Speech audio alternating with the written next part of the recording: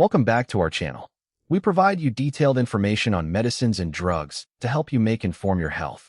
In today's video, we can talk about Bandy Suspension, coverage, uses, benefits, side effects, how to use and how it works. Let's get started. Manufactured by Mankind Pharma Ltd. Bandy Suspension. Uses. Bandy Suspension is used in the treatment of parasitic infections. It helps treat infections caused by parasitic worms. Benefits. Bandy Suspension helps treat many parasitic worm infections by killing the parasites and stopping their further growth. This medicine usually helps you feel better quickly. However, it is important to continue taking it for the full duration prescribed, even if you feel better, to ensure that all parasites are eliminated and do not become resistant. Side effects. Like all medicines, Bandy Suspension may cause some side effects.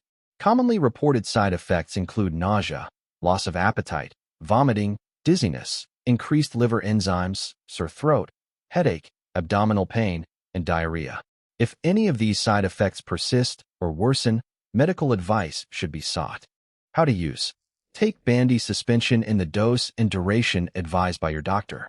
Check the label for directions before use. Measure the suspension with a measuring cup and take it by mouth.